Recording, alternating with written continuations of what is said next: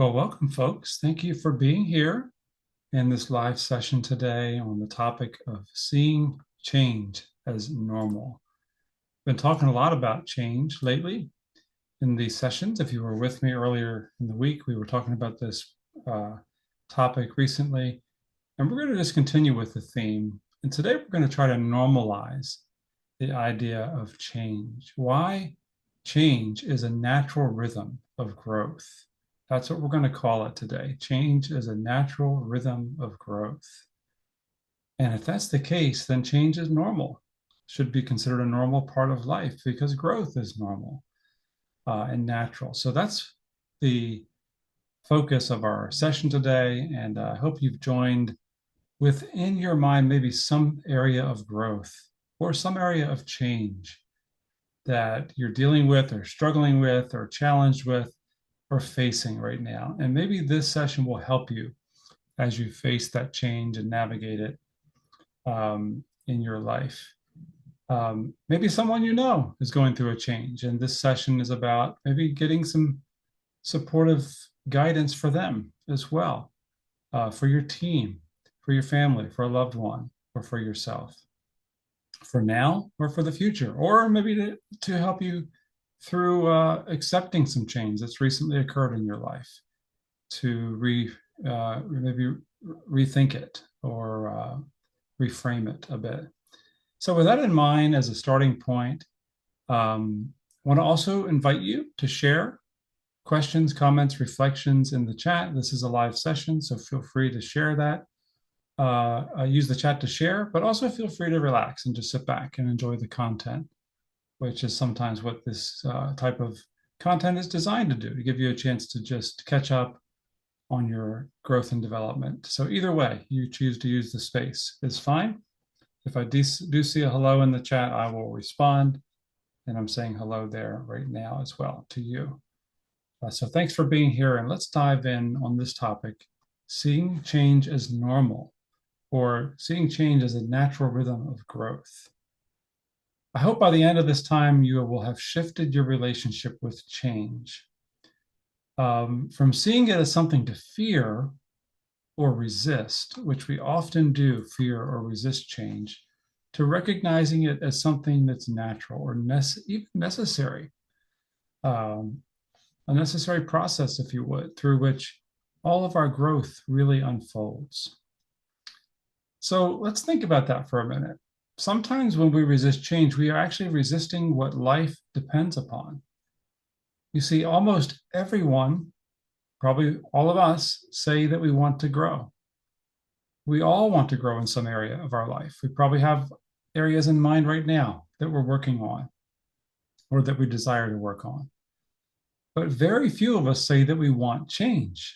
How many of us say, yeah, I want some change in my life? And yet change is the process that growth uses to bring forth the desired results in our lives. And so change is necessary. And so they're actually the same thing: change, growth, growth, change. They are the same. So I want to use them interchangeably today. We all think about wanting stronger relationships, maybe building our confidence, maybe improving our health, maybe creating more meaningful work. Maybe we're working on inner peace or some inner aspect of our life, spiritual maturity. These are just a few areas that we might be working on to change or to grow.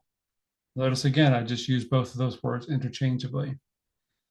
Every one of these that I mentioned and any others that we would add into the category of areas of growth requires change. We often pray for growth, but we often resist the very process that produces growth, which is change. So again, very fundamental here. Every meaningful form of growth is simply change unfolding over time. Think about that. I want to say that again. Every, and that includes every, meaningful form of growth is simply change unfolding over time. So change and growth, growth and change are synonymous. I want you to think about this in relation to your life. Where in your life right now are you hoping to grow? You can feel free to share it in the chat or just kind of have it in mind for yourself. Where are you working right now to grow in your life?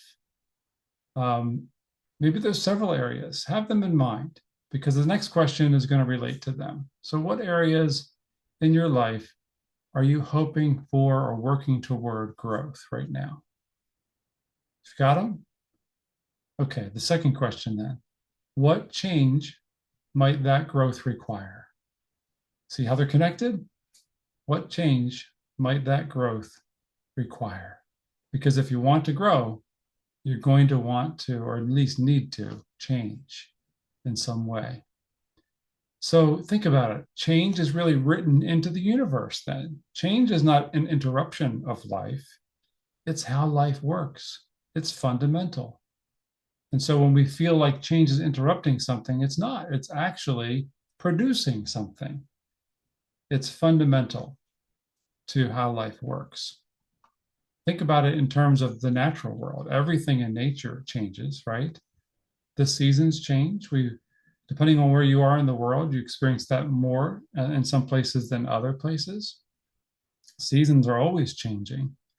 The tides change. If you ever spend much time by the shore, which I love to do, you'll notice the tides change. Sometimes they're coming in, sometimes they're going out. There's always change going on at the shore. The weather changes, right? Sunny days don't stay sunny forever. Rainy, cloudy days eventually leave and the sun returns. So the weather changes. There's changes in the forests, right? The leaves are full and in growth, and then they're falling, and then they're bare. There's change even in the sunrise. Every sunrise looks different. Every sunset looks different.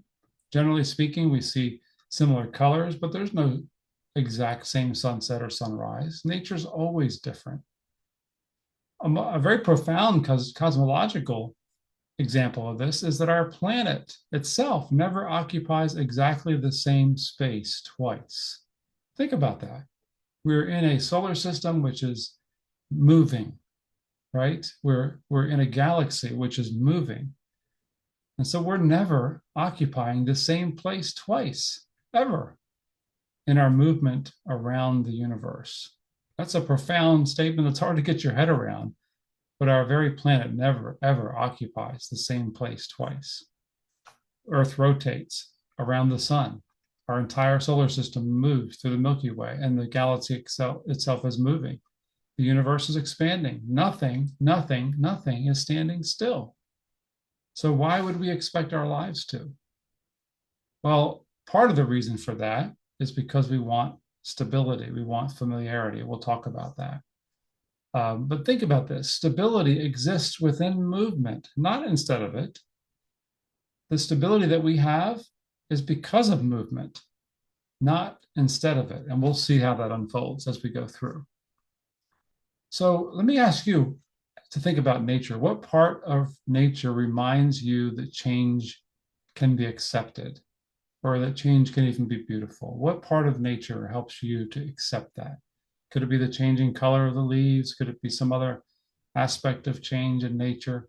If you can use nature to give you a little bit of acceptance of change, that would be a good thing. So since I use nature, feel free to think about one aspect of nature that reminds you that change can be beautiful. It can be something that we can accept and even celebrate. Every dimension of growth, I keep saying things like this. These are pretty, broad statements, but every dimension of growth requires change. Doesn't matter what area of growth that you're thinking about. So I'm going to cover them all, and yours is going to be in here, right? One of them, physical growth. If you want to improve yourself physically, there's constant change going on in our physical well-being. Our bodies are constantly renewing themselves. You think about this. Constantly, cells are dying in your body, and cells are regenerating in your body. Our muscles are constantly being strengthened by adapting and by movement. Our bones remodel, our brains rewire. Our body survives because it's changing, not because it's stagnant.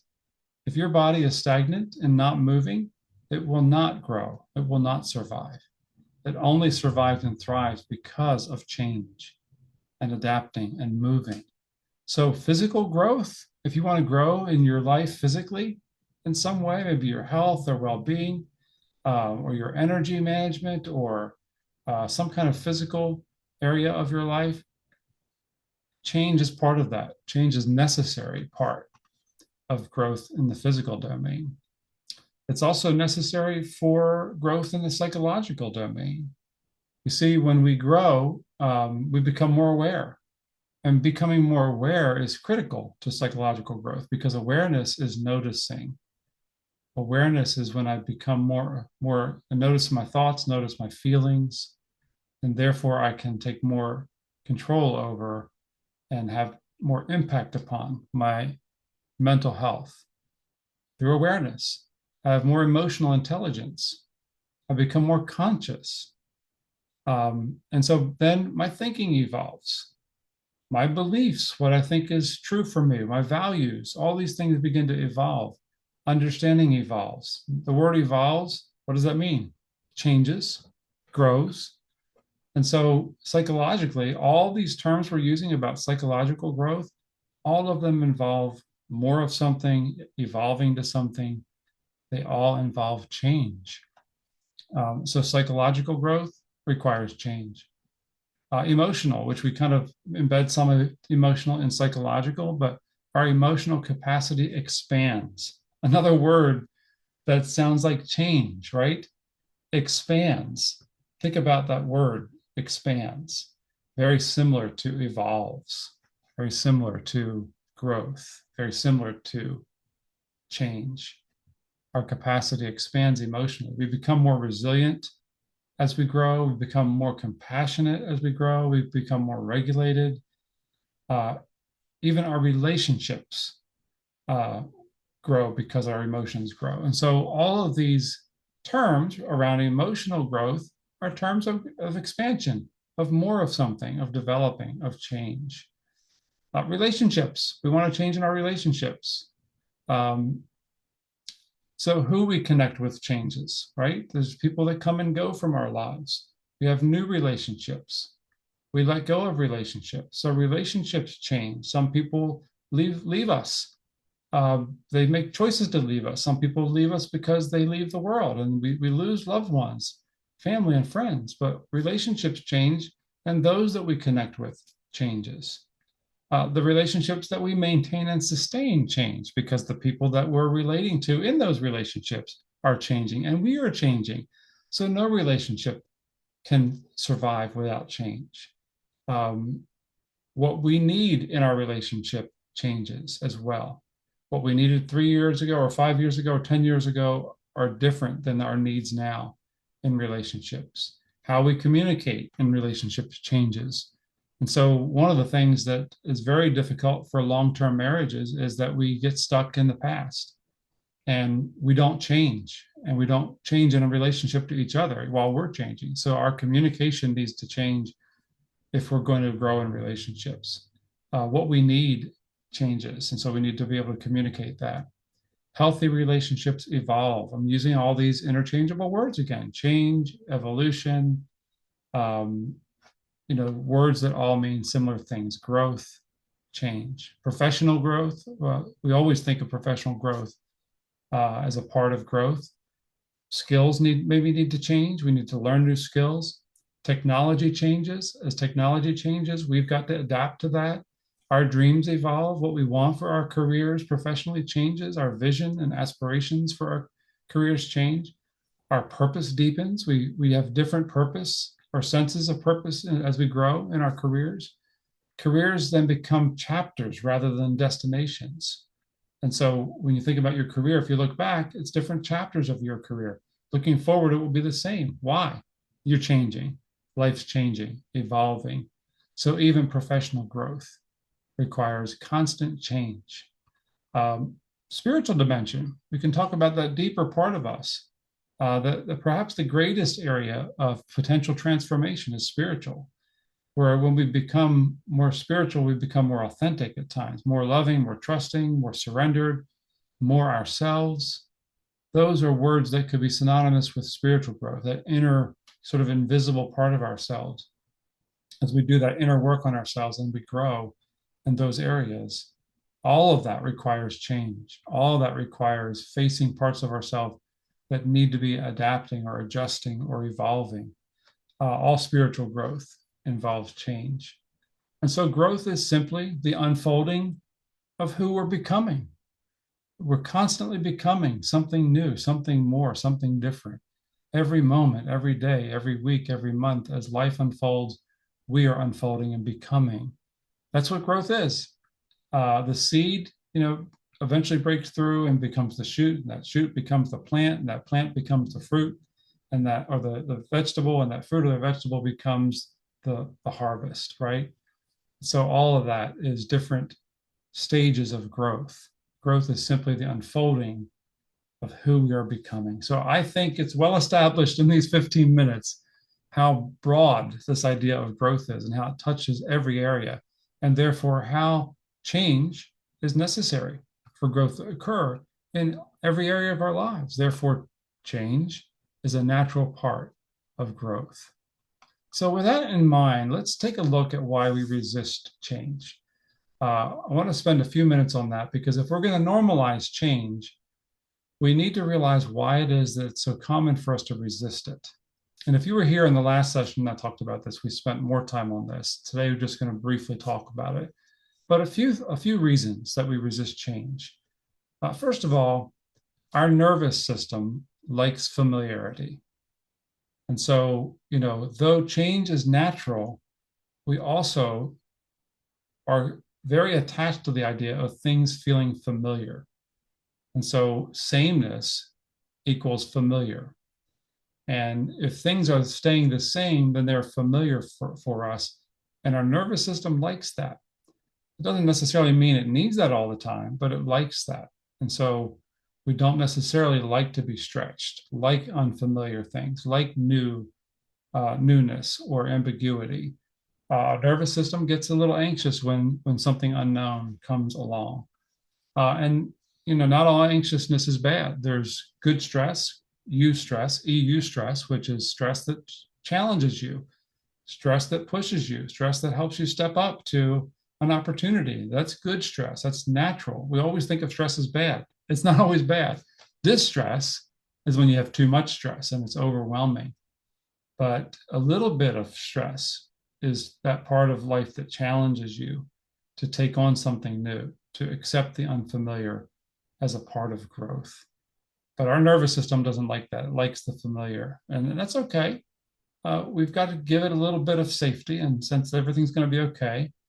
And we've got to remind ourselves with a lot of self-care and a lot of self-love and compassion that it's okay, that we're loved, that as we navigate through life's changes, the atmosphere of that is love and acceptance. We're not striving to change just to prove something to someone. We are already loved. And we're living out this idea of growth because of love, not for love. That's important. That's a side note, but it's the atmosphere of change always. Yet our nervous system needs to be reminded of that because it likes familiarity, even unhealthy familiarity. What does that mean? Well, it's just sameness for the sake of sameness. And so we resist any kind of change because we want to keep things familiar. So we resist this because sometimes of fear, uncertainty, loss. We've lost something in the past. We don't want to lose something again, or we just don't want to lose something. Comfort, identity, control. Control is a big one. We want to keep things under a sense of control. And yet, when we start to really think about life and how it works, very little is under our control. Not even the next moment is really within our control. And so we've got to let go of control. The familiar feels safe, even if it's not. And sometimes it's not. Sometimes we're not safer by staying in sameness. We're not better off, but it feels that way, even when it's keeping us small. So we often confuse what's familiar with what's right. We often confuse what's, what is comfortable with what's good for us. We do. And that's natural, but that is what sometimes causes us to resist change. So let me ask you a question. What change have you been resisting? Um, Maybe think about it in terms of something now that's happening, or let's even reflect back. Can you think of something in the past you've resisted change that eventually became something important that happened to you? Can you think back on that? Maybe resisting some area of your life that was calling you to change and eventually you allowed it? Where are you now because of it? Is there something in your life right now that you think you're resisting that eventually could become something good for you? Think about that in terms of resisting change. If you find yourself resisting change right now, just reanalyze it and the why behind it. And so, with that in mind, I want to move on to cooperating with change. So, this is about normalizing change, knowing why we resist it is important, but how do we cooperate with change? How do we cooperate with it? Um, Somebody once said, instead of resisting change, learn to dance with it. It's an interesting way to put it. Learning to dance with it is just kind of going with it a little bit, just seeing where it leads. That's the idea of the idea of dancing with it, is just seeing where change leads you. Kind of go with the flow a little bit. Just relax and allow change to lead you. Uh, Cooperating with it, if you would. A couple of ways to do that. One, stay curious. Staying curious is a huge uh, help or aid to cooperating with change. What is this teaching me? What am I going to learn here? Where is this going? So staying curious, that's growth mindset. That says I don't have it all figured out. And I want to learn. I want to grow. I want to change. I want to improve. No matter where you are in life, no matter how much you know about something, there's always more to know. And staying curious keeps you in a mindset of growth, or the ability to change. When you stop being curious, you stop growing, don't you? And when you stop growing, when you stop changing, you stop growing. So, what is the season teaching me? Staying curious is one way to look at change. Now, I know if it's a lot of change, we get a little tired of asking that question. I get that. And so, if you're experiencing a lot of change, the last session was much more about navigating the change when it's overwhelming. Um, Understand that and definitely compassionate about that in this discussion about change. Sometimes change is overwhelming. So staying curious is sometimes hard to do when there's a lot of change happening. But it's a practice that can help you. Stay curious and ask, what is this season teaching me? Another possible way to cooperate with change is to become flexible, or to adapt. Think about trees that somehow sustain strong winds. What do? They bend with the winds. They're flexible. And if there's a lot of wind blowing, we got to have a lot of adaptation, a lot of flexibility. But the flexibility is what keeps us from breaking. Rigid things break. If we are rigidly resisting change, it's much harder to cooperate with change and to sustain ourselves in the change. So try to be flexible. Try to allow growth to make you adaptable. Try to be an early adopter, if you would, to change, to go with it, ride the wave. We used that metaphor earlier in the session that we talked about this, riding the wave instead of resisting the wave. If you ride the wave, you take that energy all the way to shore. If you resist it, it knocks you around a little bit, doesn't it? But it moves through anyway. The wave is moving, change is happening. And so adapting or becoming flexible is going with it a bit. It is very much like dancing. Learn to dance with it, learn to ride it. Well, how do we do that? Well, the third suggestion as a practice will help with that, and that is trust the process. What are you trusting here? When you say trust the process, trust life. If you have a spiritual practice, then you can call that God, trust God, trust yourself. Trust others in your life that have your best interest in mind. Don't trust everyone or everything, but trust the process. You see, not everything looks fruitful.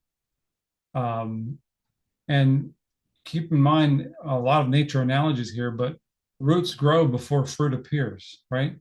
Think about that. So we don't always see the outward evidence of growth when we're going through change. We've got to trust the process. Growth has a process. Growth does take time. And so sometimes we are able to adapt and bend with the winds and stay curious when we're able to trust the process and trust that we're loved, trust that we're cared for, trust that this has a purpose. That's important. It's going to help you to be more adaptable and more flexible. Another possible practice would be to stay present. Change always happens now, not yesterday, not tomorrow. Change is always happening now, in the moment. So if you're experiencing change, you're not experiencing change yesterday. It's already gone. And you're not experiencing the change that you see coming possibly tomorrow or next week or next month. It's not here yet. If you're experiencing change, it's always in the now. So staying present is staying where change is happening, in the now. And that's, by the way, all you need to do is navigate the now. When we take on all that has been, all that is, and all that will be, all in one moment, we're going to be overwhelmed with change. But if we just stay present, all we have to navigate is the now. It's a big difference. So remain connected to now. Remain connected to the purpose of now. Purpose can give meaning to this transition, and you can navigate this moment, this wave, this wind, this change, this growth that you're experiencing right now. You see, change can become far less frightening when we understand that it's serving our growth. If you put those two together, you don't see change as bad or an enemy. You see it as part of growth, part of life.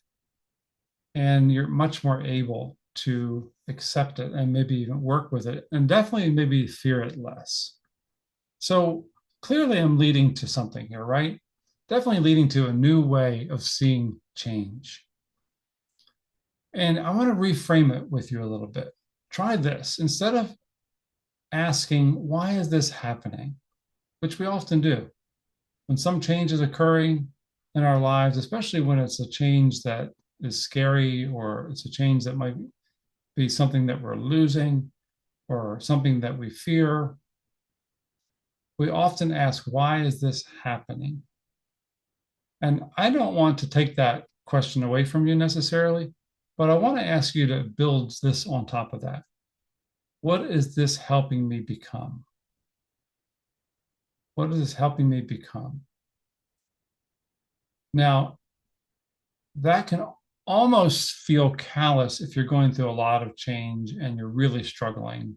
That kind of question can be like, are you serious? Did you really ask me that question?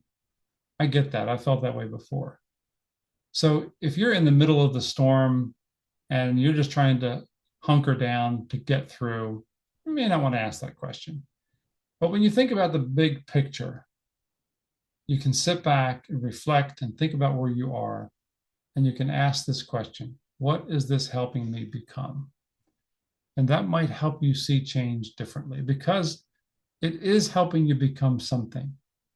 It is helping you to grow in some way. So just reframing that question from why is this happening to what is this helping me become? And in order for you to ask that question, you've got to trust that life has a purpose, that there is some growth that's coming as a result of this change, that you are loved and cared for, and that this is a becoming moment for you. So another reframe here. Instead of, I wish things would stay the same. And when we're in a lot of change, we do say that. I wish things would just stay the same. I can't take all this change. And I get that. I want to be empathetic to that. I've said that myself many times. But if we're going to try to see change differently, if we've got to deal with this thing called change, and this thing called change and its connection to growth, and that growth is a part of life, instead of saying, I wish things would stay the same, try to say this: what new possibility is emerging? What new possibility is emerging? Definitely a different way to think about it, isn't it? Doesn't make it easier necessarily. Doesn't make it any less challenging if it's a challenging change that's happening. But it's definitely a new way to look at it, isn't it? Instead of, I wish things would stay the same, which is going to cause you to be rigid and resist, we say, what new possibility is emerging, which enables me to be flexible and curious? See the difference? Just by asking that question, reframing the question a little bit. Same situation, same person, different question.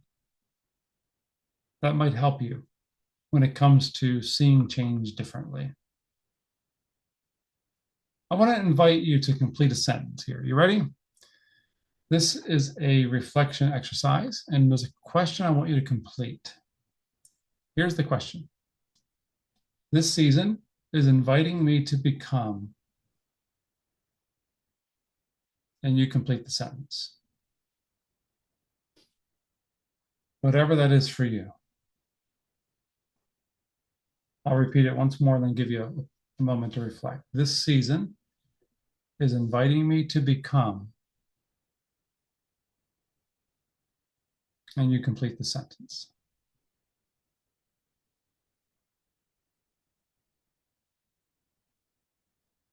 And as you think about it, I want to emphasize a couple of words there. Season.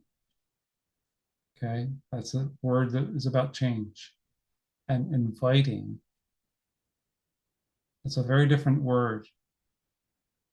Not forcing, not manipulating, not harming, inviting me to become, not to do, not to prove, to become. That's what growth is all about, becoming. Becoming our best self, becoming who we're destined to be, becoming that fulfilled whole person. So I hope you were able to complete that sentence.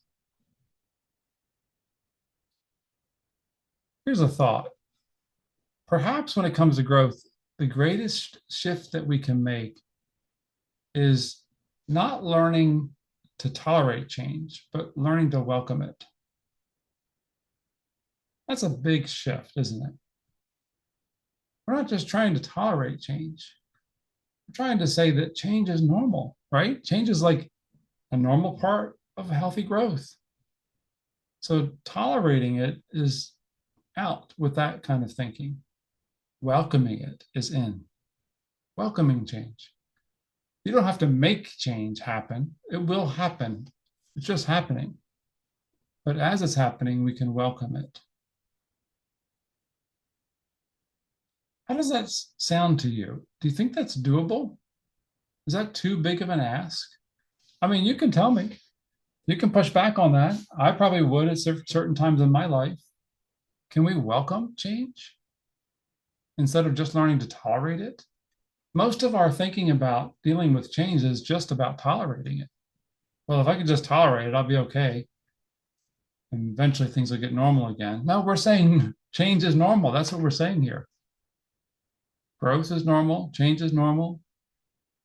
It's normal to experience change. It's normal to experience growth. So welcoming it is just cooperating with it, accepting it as part of reality, part of my reality as a human being. Here's a thought. Have you ever thought about this? Every version of yourself that you admire today was once a change that you were afraid to make. Think about that. That got you, didn't it? I know it got me. Think about that for a minute. Every version of yourself that you admire today, something about you that you are happy about, that you look at yourself and you say, wow, that's a good quality in my life. I've accomplished that. I'm pleased with that. Every part of yourself that you admire today, that was once a change that you were afraid to make. So think about that for a second. There's a future version of you out there. I know the future's not here yet, so I'm not pretending that it is. But there is a future version of you out there that is saying, come on, take on this change. Because that future day, you're going to admire that part of you that grew because you were willing to embrace change now. Yep, that's true. It's how it works. And I think we sometimes thought that, okay, I'm going to get to a point where change doesn't happen because I'll get to a point where I'm fine. I don't need to grow anymore. And that actually turns out to not be true. We're always growing. One sign of wisdom is realizing how little you know, right? So if we think that getting wise means that we don't need to learn anymore, not true. For an example, so growth continues to happen. We never arrive. Every version of ourselves that we admire today was once a change we were afraid to make. So with that in mind, we can welcome it. I'm going to drop 3 important questions here as we get toward the end, okay? And I want you to really think about this. You staying with me. I appreciate you're here. You're all the way through. Just 3 very important questions. Ready? Here's the first one. What change are you currently resisting? Just call it out. Jot it down. You can say it out loud if you want to somewhere, or write it in the chat if you want to. What is the change right now in your life that you are resisting? You just want to keep things the same. You don't want that to change. You're fighting it. You see it happening, you feel it happening, you know it's happening, but you're resisting it. For whatever reason, various reasons for it. Just name it. Could be 1, 2, 3, 4 things. Hopefully not too many. But just go ahead and name it. You got it? Did you name it? Good. Because the next question is going to build on that question. You ready for the second one? Here it is. What growth might exist on the other side of that change?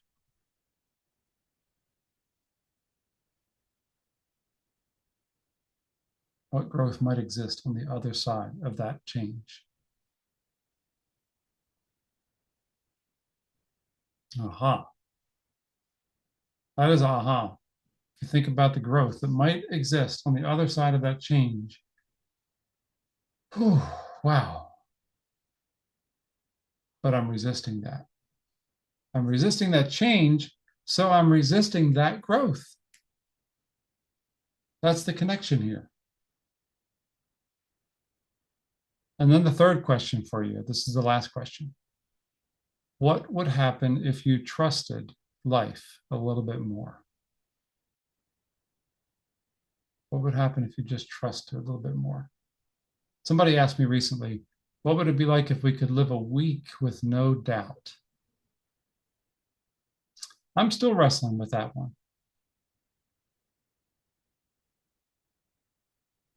Same kind of question as I'm asking you here. What would happen if you trusted life a little bit more? Can you try that out when it comes to this area that you're resisting and the growth that might exist on the other side of that change? What would happen in your life in that situation if you just trusted life a little bit more?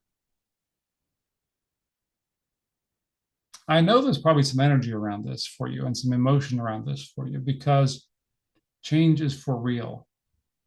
This is not just a discussion in the classroom, so to speak. It's not just theory. This is real, practical life that we're all experiencing. So I know there's some energy around this. So I know that question's a challenge. What would happen if you trusted life a little more? That's a challenging question. I know it is. Because there's an assumption behind that. Maybe if you're resisting that, you're not trusting life enough. And I don't want to be pointing a finger. I'm not, that question's not meant to judge. Definitely no judgment zone here. But it is a challenge for us. Life challenges us to trust more. I didn't create that reality. It is the reality. Neither did you. but life does invite us to trust more. So here's a last thought, and I'm going to read a little bit of, not quite a poem, but a little bit of prose that I wrote here. So life is not asking you to become someone different. It's inviting you to continually become more fully you. That's really important distinction. And I think that's throughout this teaching today. We're not supposed to become something different or someone different. We can't be. We wouldn't want to be. What we want to be is more fully ourselves. That's what growth is all about, to become more and more fully yourself, to become more and more fully yourself. Because the ultimate best version of you is going to be experienced when that happens. And becoming, it always involves change. Always involves change. So I want to add this little poem / prose I wrote. Ready? Nature never apologizes for changing. Trees don't apologize for losing their leaves. Rivers don't apologize for changing course. The ocean doesn't apologize for the tides. The moon doesn't apologize for its phases. Perhaps we don't need to apologize for changing either. Perhaps becoming is exactly what life intended all along. So that's my last thought. And I hope that being here today on this Friday afternoon for me, wherever you are in the world, it could be a different time of day, obviously, and maybe for some of you, it could be tomorrow already. But wherever you are, whenever you're hearing this, I hope that you'll be challenged to see change as normal. Not easy, but normal. A healthy, normal part of growth. And that you'll begin to cooperate with it more, to trust it more, and to see the possibility in it, that on the other side of it, there is growth, more becoming, a fuller version of yourself. And probably more and more of what you really want your life to be is on the other side of change. Thanks for being here. We do have on the clock another minute or so. So I'm going to linger to see if there's any questions or reflections in the chat. And I want to thank you for being here. Appreciate the time. Come back again. We'll be back in this format again with some live sessions next week. And always appreciate you being here and spending the time together. Thanks so much.